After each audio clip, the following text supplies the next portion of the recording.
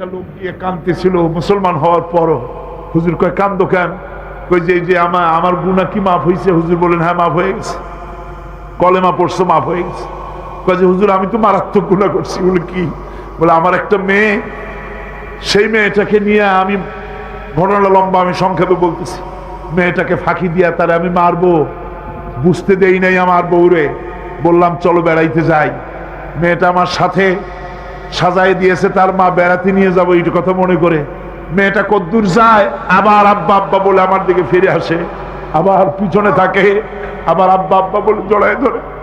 এইভাবে করতে করতে যখন নির্জন এলাকায় গেলাম, আমি পাহাড়ের পাশে গর্ত খোঁড়া আরম্ভ করলাম। গর্ত খুঁজি আর মাটি ছিটে এসে আমার দাড়িতে লাগে। বাচ্চা মেয়েটা আমার কাছে এসে দাড়ি দিয়ে ধুল ঝাড়ায় দেয়, কয় আব্বা তোমার দাড়িতে ধুল লাগতেছে, তুমি এই কষ্ট করতেছো কেন? মেয়ে তো বোঝে না যে আমি তার জন্য কবর খুঁজতেছি। কবরটা খোঁড়া হয়ে যাওয়ার পর মেয়েটারে বান্ধা শুরু করলাম। মেয়ে এখন কাঁদতেছে, বাবা আমার বান্ধো কেন? আমি তারে বাঁধা জোরে ওর মধ্যে নিক্ষেপ করে দিলাম।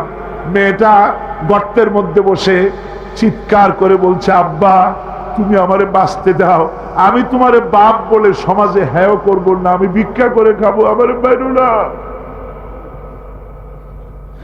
লোকটি বলছি ইয়া রাসূলুল্লাহ, আমার মনে দরদ আসলো না। আমি একটা পাথর উঁচু করে আমার মেয়ের বুক লক্ষ্য করে জোরে মেরে দিলাম। বুকটা ফেটে রক্ত ফিনকি দিয়ে উঠলো, আর মেয়ের বুক থেকে আওয়াজ বেরোলো, আব্বা।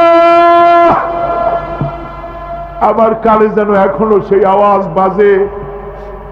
হাদিস শরীফে এসেছে, হুজুরের চোখের পানি দাড়ি ভিজে ভিজে জামার উপরে পড়তেছিল। হুজুর বললেন, আহারে মানুষেও পারে এইরকম কাম করতে।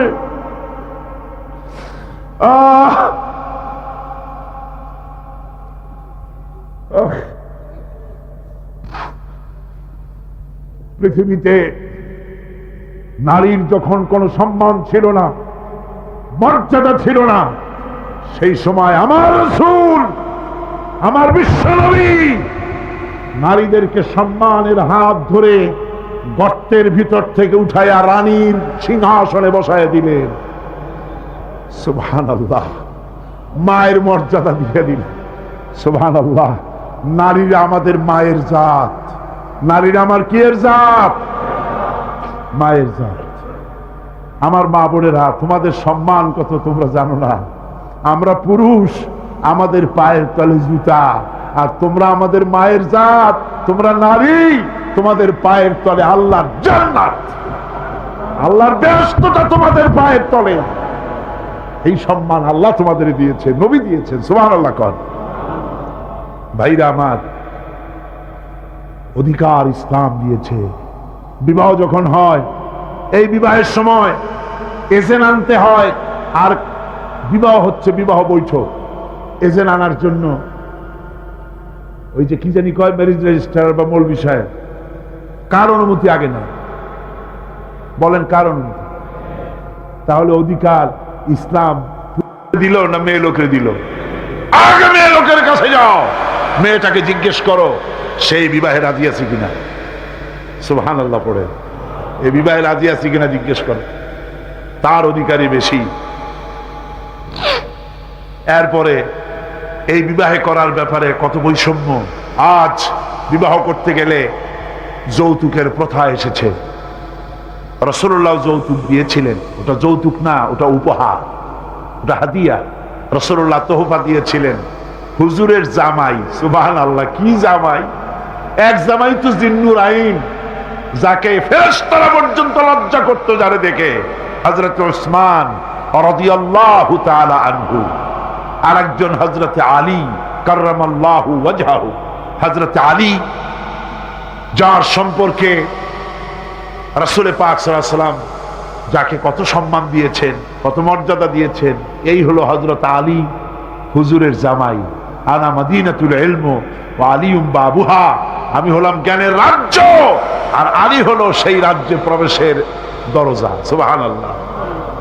ভাইরা, এই হলো জামাই। আর মেয়ে খাতুনে জান্নাত, বিনতে রাসূল, বেহেশতের সমস্ত রমণীদের সরদারিনী, মা ফাতিমাতুজ জাহরা রাদিয়াল্লাহু তাআলা আনহা কি উপহার দিলেন বিয়েতে রাসূল। এই মেয়ে আর এই জামাই উপহার হলো খেজুরের ছোবড়ার একটা তোষক, পানি উঠাবার জন্য একটা মশক, আর আটা পেশা একটা জাত। এই হলো নবীর মেয়ে আর জামাইয়ের জন্য উপহার। আবার স্ত্রীরা রাসূলের প্রতি কি ভালোবাসা দেখেছেন। হযরত উম্মে হাবিবা রাদিয়াল্লাহু তাআলা আনহা, আমাদের মা আবু সুফিয়ান রাদিয়াল্লাহু তাআলা আনহু, তার মেয়ে। তার কাছে আবু সুফিয়ান তখনও কাফের, সেই কুফরি হালতে মেয়ের ঘরে গিয়েছেন। যাওয়ার পরে হযরত উম্মে হাবিবা বাপ যখন বসতে গিয়েছেন, তখন উম্মে হাবিবা বলছেন যে আব্বা একটু দাঁড়ান। এই অবস্থায় দাঁড়াতে বলে বিছানাটা উল্টায়া দিয়া তারপরে বললেন যে বসেন। বাপ মনে খুব দুঃখ পেলেন। আবু সুফিয়ান বললেন, মা উম্মে হাবিবা, আমি তোমার পিতা, ভালো একটা বিছানা থাকলে তাই বিছায় দেওয়া উচিত ছিল, আর তুমি বিছানাটা উঠাইয়া তারপরে আমারে খালি জায়গায় বসতে বললা, আমি তোমার ব্যবহারে আহত হলাম। হযরত উম্মে হাবিবা বলেন, আব্বা জান, নিশ্চয়ই আপনি আমার আব্বা, শ্রদ্ধেয় পিতা, কোনো সন্দেহ এতে নাই, কিন্তু আপনি একজন কাফের। আল্লাহ রাসূল যে বিছানায় বসেন, সেই বিছানা আমি একটা কাফেরকে বসতে দিতে পারি না। সুবহানাল্লাহ। হাদিস শরীফে এসেছে রাসূলুল্লাহ জাবালে নূরে বসা, গারে হেরার ভিতরে বসা, হযরতে জিবরাইল রাসূলুল্লাহর সঙ্গে কথা বলতেছেন। একটু পরে হযরতে জিবরাইল বলেন, ইয়া রাসূলুল্লাহ, আমি আর এখানে বসবো না, আমি এখন চলছি। আমি দেখতে পাচ্ছি খাদিজা আসতেছে আপনার জন্য খাবার নিয়ে। খাদিজা যখন আপনার কাছে পৌঁছে যাবে, আপনি খাদিজাকে শোনায় দিবেন আল্লাহ রাব্বুল আলামিন খাদিজাকে সালাম জানাইছে। সুবহানাল্লাহ। রাসূলুল্লাহর কাছে হযরতে খাদিজা যখন আসলেন, হুজুর বললেন, খাদিজা, আজকে তোমার জন্য দারুণ সুখবর। বলে কি? বলে আল্লাহ পাক, জিবরাইল কেবল উঠে গেল আমার কাছ থেকে, জিবরাইল বলে গেল আল্লাহ তোমাকে সালাম বলেছেন। হযরত খাদিজা কেঁদে ফেললেন, বললেন, ইয়া রাসূলুল্লাহ, আমার নারী জন্ম সার্থক, আল্লাহ আমাকে সালাম বলেছেন। এর জবাব কেমনে দিতে হয় হুজুর আমি তো জানি না, আপনি আমার পক্ষ থেকে আল্লাহর সালাম কিভাবে দেওয়া লাগে আপনি দিয়ে দিন, আমি তো বুঝি না কেমনে আল্লাহর সালামের জবাব দেব।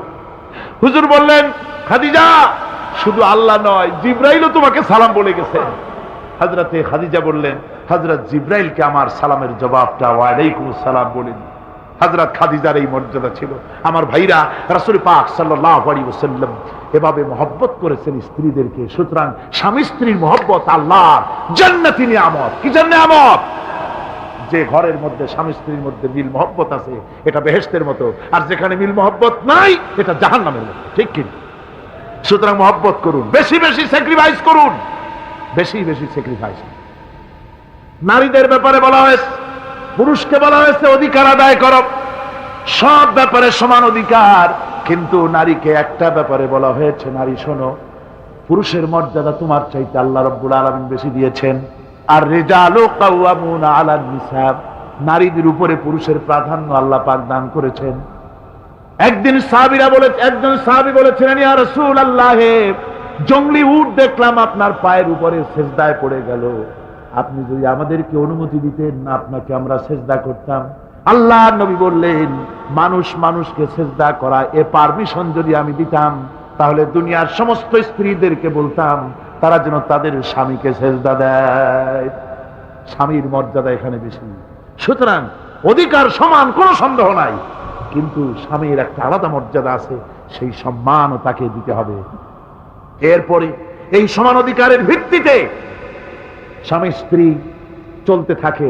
মাঝখানে আল্লাহ পাক তাদেরকে সন্তান দান করেন। আল্লাহ তাদেরকে, নারীকে লেখাপড়ার অধিকার দিয়েছেন, ইসলাম তাকে লেখাপড়ার অধিকার দিয়েছে, শিক্ষার অধিকার দিয়েছে। হযরত আয়েশা সিদ্দিকা রাদিয়াল্লাহু তাআলা আনহা শিক্ষয়িত্রী ছিলেন, হাফেজা ছিলেন, হাদিসের হাফেজা ছিলেন, কোরআনের হাফেজা ছিলেন, হাজার হাজার সাহাবায়ে কেরামদের তিনি ওস্তাদ ছিলেন। সুবহানাল্লাহ বলেন। নারীদের ব্যাপারে অধিকাংশ মাসালা হযরত আয়েশা সিদ্দিকা রাদিয়াল্লাহু তাআলা আনহার অবদান। সুবহানাল্লাহ। নারী যুদ্ধ করেছে, যুদ্ধের ময়দানে নারীর অধিকার আছে। নারী চাকরি করতে পারবে, নারী ব্যবসা করতে পারবে, নারী লেখাপড়া করতে পারবে, নারী সেনাবাহিনীতে যেতে পারবে, নারী সব করতে পারবে, কিন্তু পর্দার মাধ্যমে।